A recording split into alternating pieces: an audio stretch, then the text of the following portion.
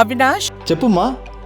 దగ్గరలో ఉన్న మెడ్ప్లస్ కు వెళ్ళి మెడ్ప్లస్ బ్రాండ్ మెడిసిన్స్ అని అడిగి కొనుక్కునరా. అక్కడ 50 to 80% తగ్గింపుకు వస్తుంది. మీరు తీసుకునే అదే మందులు, అదే నాణ్యమైన మందులు, కానీ సగం ధరకే. హైదరాబాద్ లో లోక్ మంథన్ ప్రదర్శన చూపరులను ఆకట్టుకుంది. భారత సాంస్కృతిక ఏకత్వానికి ప్రతీకగా నిలిచింది లోక్ మంథన్. ఈ కార్యక్రమంలో రాష్ట్రపతి ద్రౌపది ముర్ము సహా పలువురు ప్రముఖులు పాల్గొన్నారు.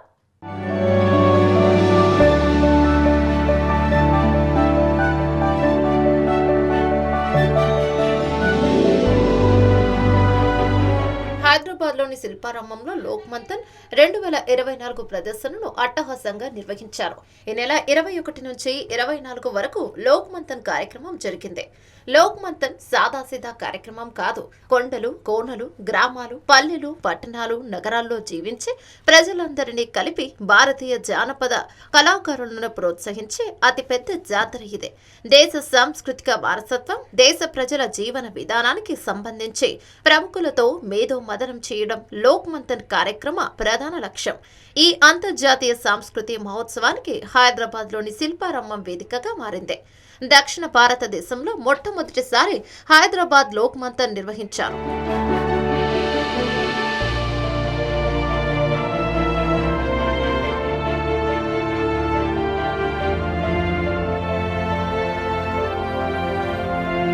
లోక్ మంథన్ కార్యక్రమంలో రాష్ట్రపతి ద్రౌపది ముర్ము పాల్గొనున్నారు.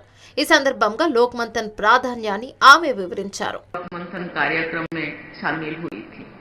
भारत की समृद्ध संस्कृति, परंपराओं और विरासत में एकता के सूत्रों को सुदृढ़ बनाने का ये प्रयास अत्यंत सराहनीय है। प्रोग्राम प्रभाव के तत्वावधान में इस आयोजन में योगदान देने वाले सभी संगठनों की मैं प्रशंसा करती हूँ। देशवासियों में सांस्कृतिक स्वाभिमान की भावना को प्रबल बनाते हैं।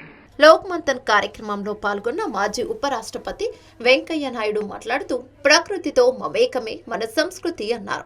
మూలాలను మరవకుండా ప్రకృతితో మమేకమై జీవించడమే భారతీయ సంస్కృతి అన్నారు వెంకయ్య నాయుడు. భారతీయ కుటుంబ వ్యవస్థ ప్రపంచానికే ఆదర్శమన్నారు ఆయన. మాతృభాషకే తొలి ప్రాధాన్యం ఇవ్వాలని అన్నారు వెంకయ్య నాయుడు. ఆ తర్వాత ఇతర భాషలను ఎవరైనా నేర్చుకోవాలని అన్నారు. ఇంగ్లీష్ వచ్చి ఉండాల్సిన అవసరం లేదు. ఏ భాష వచ్చిన వాడికైనా వాడి టైం అయిపోతే నేరుగా నా దగ్గర రావచ్చు, దానికి ఎలాంటి తేడా లేదని భగవంతుడు చెప్పాడు. అటు కాదు సార్, పైకంటే అన్నాడు. నేను చెప్పాను వాడికి, ఈ దేశ రాష్ట్రపతి ద్రౌపది ముర్ము మాతృభాషలో చదువుకుందామే. పూర్వ రాష్ట్రపతి రామ్నాథ్ కోవింద్ మాతృభాష చదువుకున్నాడు. ఈ దేశంలో రెండవ అత్యున్నత పదవైనటి ఉపరాష్ట్రపతిగా పనిచేసిన నేను వీధి బడిలో చదువుకున్నాను, ప్రాథమిక పాఠశాలలో చదువుకున్నాను, తెలుగులో చదువుకున్నాను.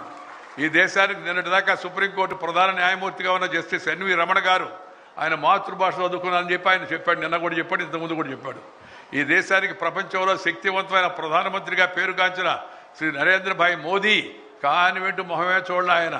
కానీ ప్రపంచం అంతా ఇవాళ మోడీ మోడీ మోడీ అని చెప్పిన ప్రపంచం అంతా ఆయన గుర్తిస్తుంది.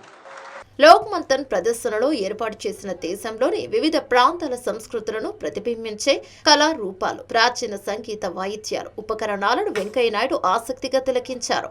ఈ సందర్భంగా తెలంగాణకు సంబంధించిన సంగీత వాయిద్య పరికరాల గురించి వెంకయ్య నాయుడుకు చరిత్రకారుడు జయదేవ్ తిరుమలారావు వివరించారు.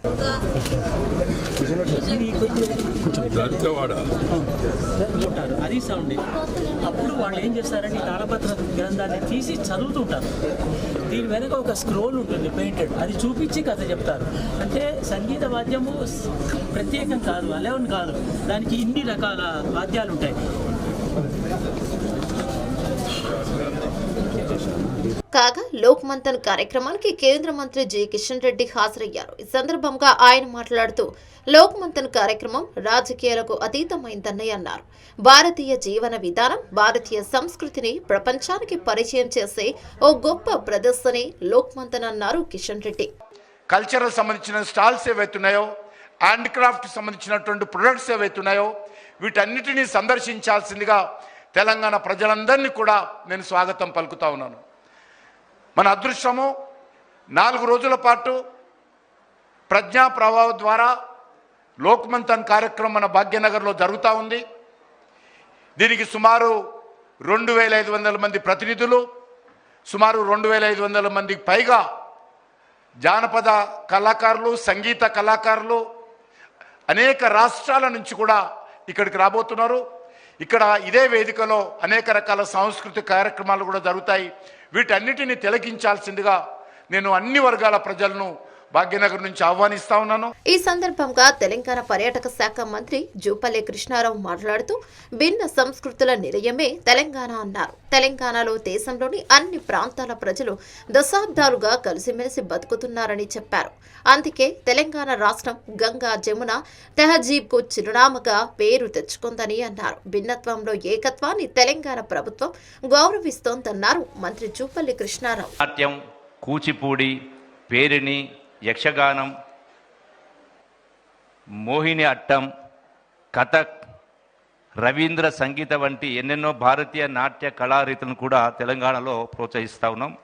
భారతదేశంలోని వివిధ రకాల జానపద, గిరిజన, శాస్త్రీయ సంగీతం, శాస్త్రీయ నృత్యం, హైదరాబాద్, దక్కని కళారూపాలను ప్రోత్సహిస్తూ భారతీయ సంస్కృతిలోని విశిష్టతలను చాటి చెప్పుకుంటా ఉన్నాం.